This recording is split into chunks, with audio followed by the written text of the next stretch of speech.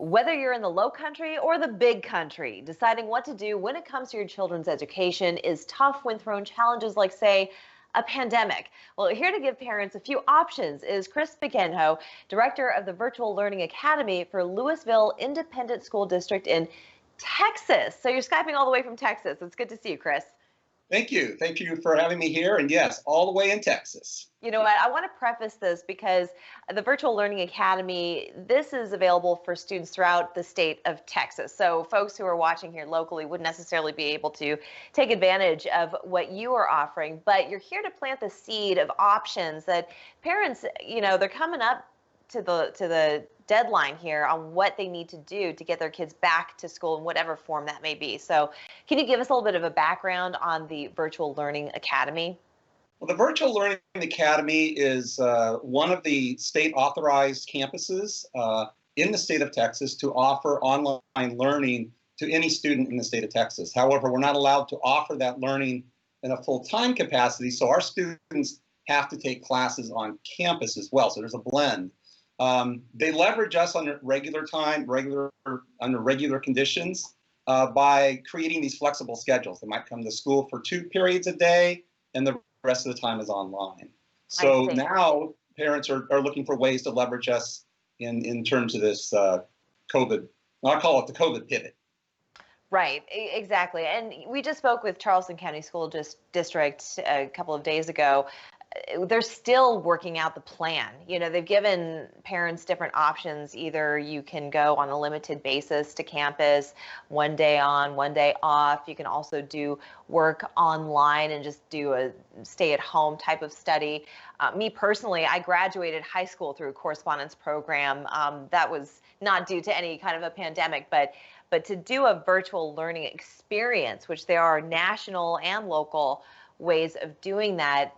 What is your advice for parents to keep their kids engaged? Because as soon as you give a little bit of freedom, it takes a special student to get up at a certain time in the morning, get to their studies, complete their homework, and so forth. Keeping kids motivated during an online experience when not every kid is probably should be online, but under the COVID conditions have to. Parents need to keep track of what their kids are supposed to be doing. Probably the most important thing for success is that they're in there every single day. It's not that they're online all the time. The issue is that every state, and in fact every district in Texas anyway, is having to set their own guidelines as to what that's going to look like. So the parents need to know what is expected, and by knowing what is expected, they can help their kids be successful.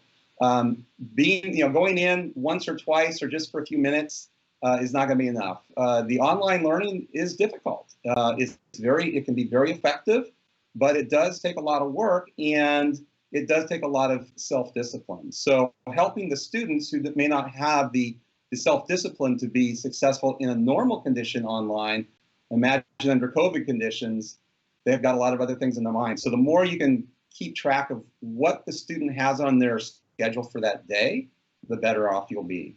Can you tell us what the investment of time is for the parent? Because a lot of parents are either a single parent household where that parent works or a 2-parent household where both parents work.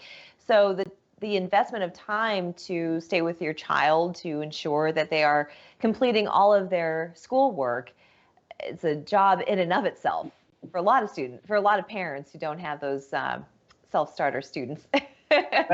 That's a big question, and actually there is no good answer for that because of course you got to consider the age of the child.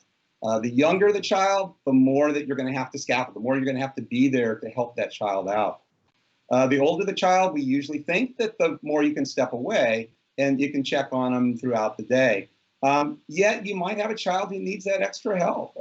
We've got students with learning differences. They're going to need more help, and on a campus, they would normally have resources for special ed that they may not have easily accessible, or certainly not in the same way in that home environment. So it really is going to depend on the kids and parents knowing their kids and then knowing what the school is expecting. Well, it gives us a lot to think about. I wanted to get into your history a little bit. You come from a long line of educators in your family. Tell us a little bit more about yourself. So I'm from California originally. So I grew up in the Los Angeles area, Simi Valley. and went to school there, product of public school education. My mom was a teacher. My dad was a teacher. My dad taught music. My mom taught math and science, and she was a college counselor. And then her mom, my grandmother, whom I never had the opportunity to meet, she was a home ec teacher, taught sewing. So we've got a long line of teaching in our family. You certainly do. Okay, so on that note, for parents who are leaning towards the virtual learning experience, what advice do you have from a teacher's perspective on how to be that either perfect or, let's say, passable teacher or supervisor for your student who is staying at home to learn? Maybe take on the phrase or the term success coach. So stepping away from being the teacher to be the success coach, because if you end up taking on the role of the teacher, it's going to be, you have a teacher already and they're online, and so it works if it's well designed and well delivered. But you need to take the role of helping your child be successful, and that's going to be knowing your kid, knowing what is expected of your child during that time. Hopefully you've made the right decisions along the way. There are a lot of decisions to be made right now. Do I go fully online? Do I go partly online? Am I in this hybrid mode? Am I going to into a cluster, a little bubble, if you will, the pandemic bubble? So there's all these different flavors. You got to know what it's going to be that you're going to do, and then you got to help your kid as a success coach. And sprinkle in a little patience. Lots of patience. Okay, Chris. Yeah, that's the thing. We're all dealing with this, right? Yeah. So even as parents, we're under the same belt. So we've got to learn to be patient with ourselves as well.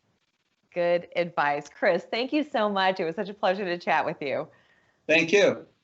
We'll be back after this.